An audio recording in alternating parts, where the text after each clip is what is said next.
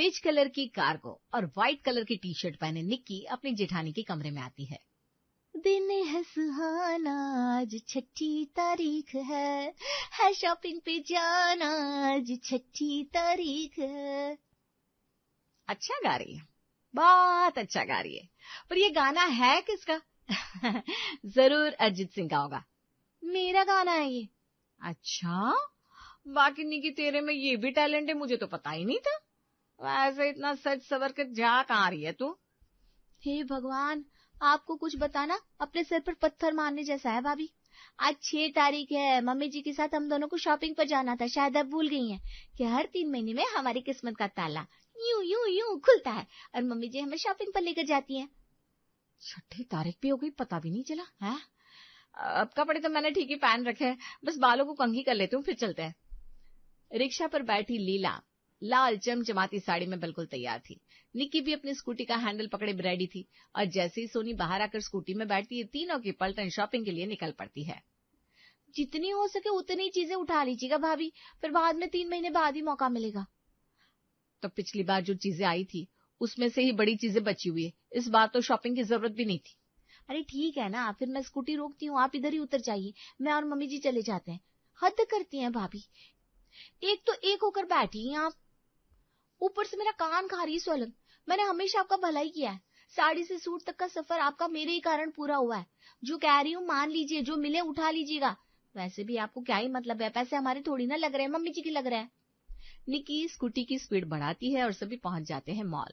एक के बाद एक जो भी आइटम्स निकी को दिख रहे थे वो अपनी ट्रॉली में धका धक डाली जा रही थी। इतने सारे नूडल्स, अरे तू तो डाइट पर रहती है ना, इतने सारे नूडल्स कौन खाएगा? अरे हर दिन घर पर कोई ना कोई रिश्तेदार हमारे यहाँ आता रहता है भाभी, उनके लिए कुछ ना कुछ बनाना पड़ता है ना। ऐसे में जब भी कोई आएगा फटाफट इंस्टेंट नूडल्स बनाकर परोस देंगे, हमें भी आराम और मेहमान भी खुश। अरे वो मिठाई का डब्बा देखिए ना, आपके भाई को कितनी पसंद है सोन पापड़ी, अच्छी खासी क्वांटिटी में उठा लीजिएगा। अगर कुछ रसोई में काम नहीं आया तो दोस्तों को देने में ही काम आ जाएगा, नहीं तो मायके भिजवा देंगे। निक्की के ये कहने की देर थी कि सोनी समझ जाती है उसे क्या करना है। एक के बाद एक धकाधक वो भी अपनी ट्रॉली भरनी शुरू कर देती है और पूरे 5 ट्रॉली लेकर दोनों देवरानी जेठानी कैश काउंटर पर खड़ी हो जाती हैं। ग्रोसरी आइटम का पेमेंट करके सारे स्टॉक के साथ लीला घर वापस आ जाती है। रात को खाने के टेबल पर, आज तो जेब ढीली होने वाली है भैया, इतना सारा खाना टेबल पर लगा है, ऐसे ही हमारी बीवियां इतना कुछ नहीं बनाने वाली। अच्छा सच में डिग्गी, बता तो कब अच्छा खाना नहीं मिला तुझे इस घर में? आसपास के सारे दुकान वाले दाद देते हैं हम दोनों बहुओं को कि किसी के घर में इतनी वैरायटी का खाना नहीं बनता होगा जितना हमारे यहाँ बनता है। 24 घंटे रसोई चालू रहती है, किसी भी वक्त कोई भी आ जाए हमारे घर से भूखा नहीं जाता। और एक तू है कि अरे सोनी जी, आप तो नाराज हो गई, आपका देवर आपसे मजाक कर रहा था। बात तो वैसे सच ही कह रहा था डिग्गी, तो मैं राज से पर्दा हटा देती हूँ। आज इतना सब कुछ इसलिए बना है क्योंकि आज हम तीनों घर का राशन लाने गए थे। छोटी इलायची से लेकर शाही जीरे तक क्या कुछ नहीं लिया बहू ने, तो अब उन चीजों का इस्तेमाल ही नहीं हुआ तो क्या फायदा। अब तो 3-3 नहीं 5-5 पहर सोनी और निक्की के घर पर खाना बन रहा था। मान गए भाभी, आप दोनों को मान गए। यहाँ कोई आस पास वालों को पानी भी नहीं पूछता। अरे आस पास वालों क्या, घर वाले भी नहीं पूछते, और आप सड़क के किनारे की दुकान वालों को, दूध दही वाले को, यहाँ तक कि मिस्त्री तक को अपने घर पर बुला कर खिला रही। अब धन्य है दीदी, धन्य है। आज हम आपकी मदद कर रहे हैं तो कल को जरूरत पर आप भी तो हमारी मदद करेंगे, है ना भैया? ऐसे ही तो रिश्ते चलते हैं, जरूरत पर आस पास वाले तो काम आते हैं। अब तो आस पास रहता भी नहीं हूँ बिटिया, तभी तुमने ये जो पाव भाजी खिलाई है, वाह जी वाह, हमारा मन हरा हो गया हरा। तभी छत से कपड़े उतार कर लीला नीचे आती है। अपने घर पर लगे जमावड़े को देखकर उसके हाथों से सारे कपड़े छुटकर गिर जाते हैं।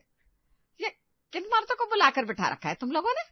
औरतों की किटी करते करते अब किटी में मर्दों को भी बुलाने लग गई क्या तुम दोनों? मेरे घर में नहीं चलेगा ये सब।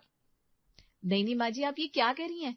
इतनी छूट दी है आपने हम लोगों को, हम कभी ऐसा गंदा काम करेंगे नहीं।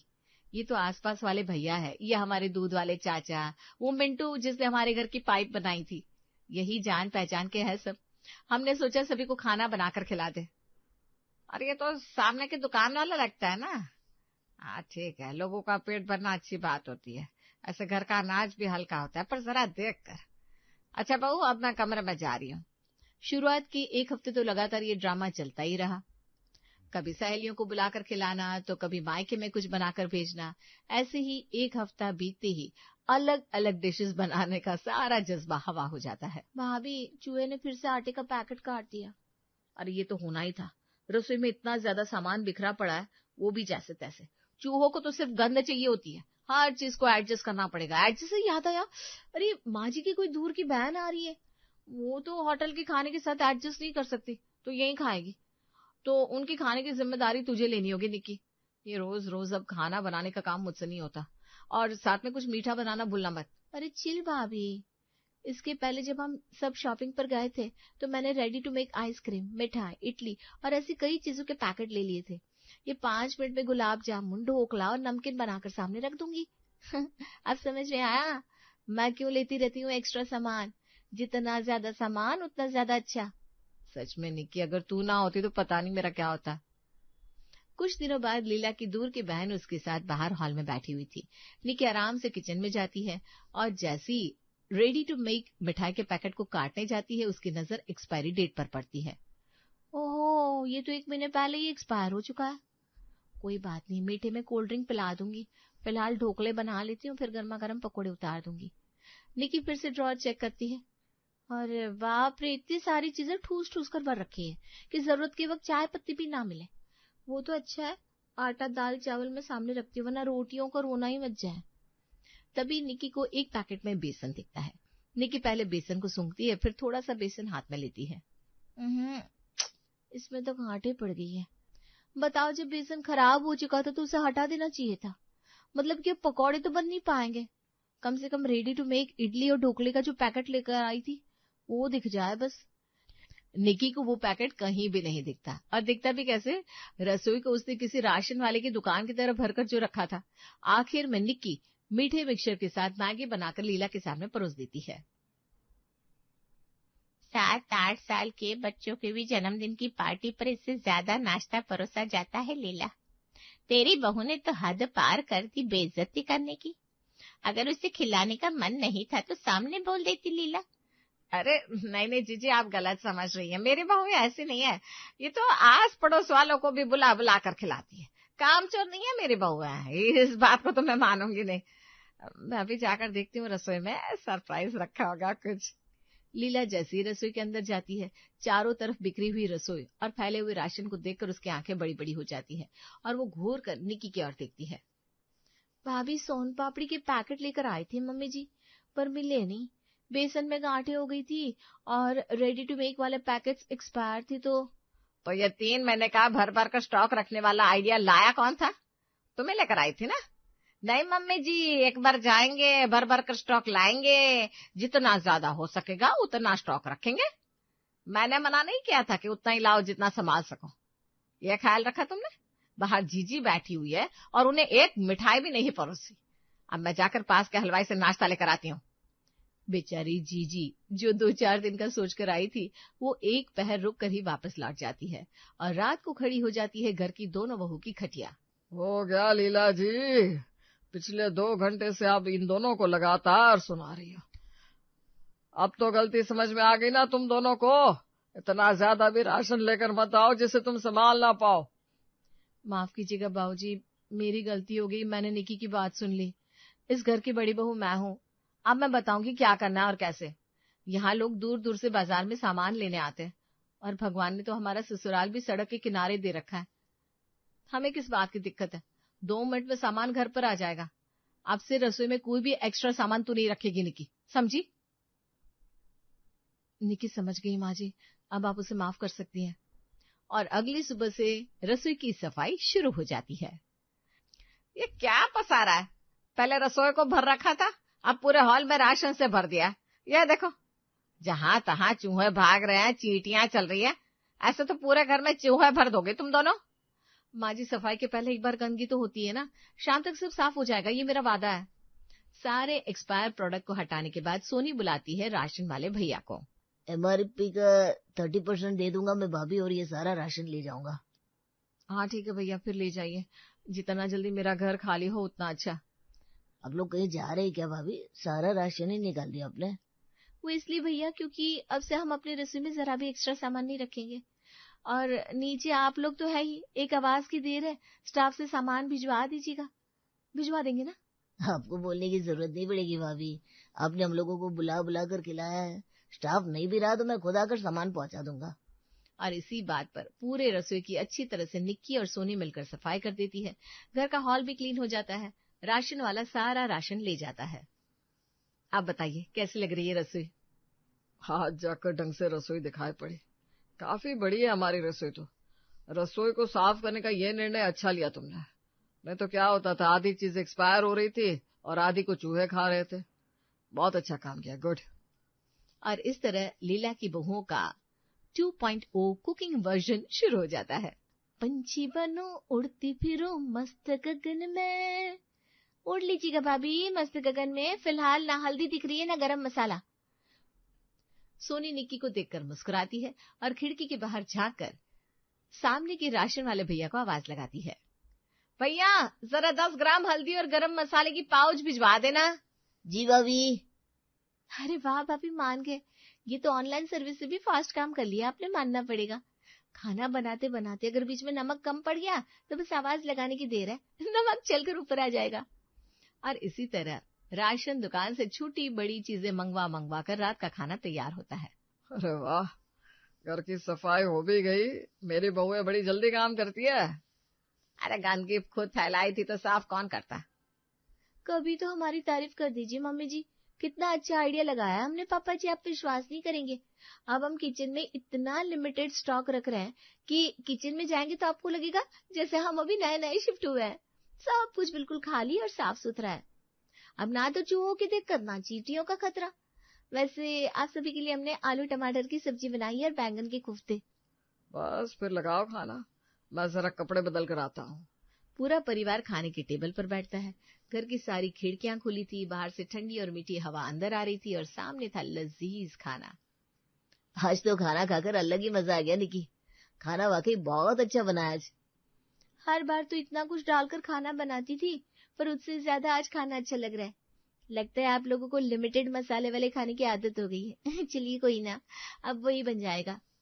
खाना खाकर सभी अपने अपने कमरे में सोने के लिए चले जाते हैं और इसी तरह दोनों बहू की रेडीमेड रसोई काम पर लग जाती है। हर रोज इसी तरह चीजें चल रही थी। मैगी खाने का मन हो रहा है भाभी, आप भी खाओगी क्या? 2 पैकेट बना लूं? निक्की बालकनी में जाती है और रस्सी के सहारे एक थैली नीचे लटका देती है। भैया मैगी डाल दो। ये ज्यादा नहीं हो रहा तुम लोगों का? 2 पैकेट मैगी भी घर पर नहीं रखती हो? अगर इमरजेंसी पड़ जाए तो? रात बिरात किसी चीज की जरूरत पड़े तब क्या करोगी? ये काम पिछले 1.5 महीने से कर रहे हैं मम्मी जी, अभी तक तो कोई भी तरह की दिक्कत नहीं हुई ना आपको। और स्कूटी का तेल बच गया सो अलग, और रात बिरात जरूरत पड़ गई तो दुकान खुलवा ली जाएगी। अगली सुबह एक एक कर सभी अपने कमरों से बाहर आते हैं। रात को बाहर से बड़ी आवाजें आ रही थी, नहीं लीला जी? आनी थी, अभी तो नीचे भीड़ लगी पड़ी है। सरकार ने रातों रात गैर कानूनी दुकानों को हटा दिया ना। एक कपड़े वाले की दुकान छोड़कर कोई दुकान बची कहाँ है नीचे? क्या? सभी बाहर जाकर देखते हैं। रातों रात सड़क बड़ी लग रही थी, एक भी दुकान सबूत नहीं बची थी। और ऐसे में मोनू की नजर बैंक मैनेजर पर पड़ती है। ये इस वक्त, हे भगवान, सभी ऊपर चलो, अपना हुलिया ठीक करो। हुलिया ठीक करो पर क्या? अरे दुकान के लिए लोन अप्लाई किया था ना हमने पापा, कोई बैंक वाला लोन ही नहीं दे रहा था। बड़ी मुश्किल से गरीबी में आटा गिला बैंक वाले राजी हुए थे। सामने से बैंक का मैनेजर आ रहा है। अरे क्या, भागो। सभी दौड़ खड़े होते हैं। कोई शर्ट पहन रहा था, कोई बाल ठीक कर रहा था, और तब तक बैंक मैनेजर 2 लोगों के साथ ऊपर पहुंच जाता है। नमस्ते सर, बैठिए बैठिए। जी वो मोनू जी ने हमारे बैंक में लोन के लिए अप्लाई किया था। हाँ जी वो आ रहे हैं, वो पूजा कर रहे हैं, 2 मिनट बस। जा बहू तब तक चाय ले आ। चाय? इस घर में चाय? अरे नहीं चाय नहीं, मम्मी ने थाई बोला, थाई नूडल्स। थाई नूडल्स कहना चाह रही थी ना आप? ना नूडल्स पर कहाँ आ गया, आंटी ने चाय ही कहा है ना आंटी। मैनेजर के चेहरे पर मुस्कान आ जाती है।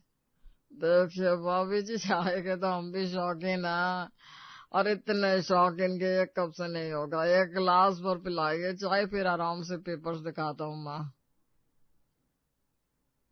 हमें भी चाय बड़ी पसंद है मैनेजर साहब, अभी लाती हूँ। दोनों बहुएं रसोई में जाती है। निकी फ्रिज से दूध निकाल कर लाती है, फौरन पतीले में दूध डालकर गैस पर चढ़ा देती है, पर जैसे ही चीनी का डिब्बा खोलती है उसमें चीनी नहीं होती। चाय पत्ती का डब्बा तो खाली है।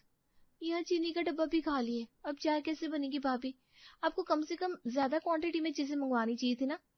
अब मुझे क्या पता था, यहाँ तो सुबह 6 बजे ही दुकान खुल जाती है, और रात को मैंने चीनी मंगाई थी। हाँ तो रात को सब्जी भी तो बनी थी, मुझे बहुत मिर्ची लगी इसलिए मैंने चीनी फाँक ली थी। मंगवाई कितनी थी आपने? चीनी 2 मुट्ठी तो थी। अगर चाय नहीं बनी तो ये मैनेजर कहीं लोन कैंसिल ना कर दे, और पापा जी का अगर 20 लाख का लोन रुक गया तो हम दोनों के अलग से प्राण खींच लिए जाएंगे। 10-15 मिनट हो जाते हैं, पर दोनों में से कोई भी बहू चाय लेकर बाहर नहीं आती।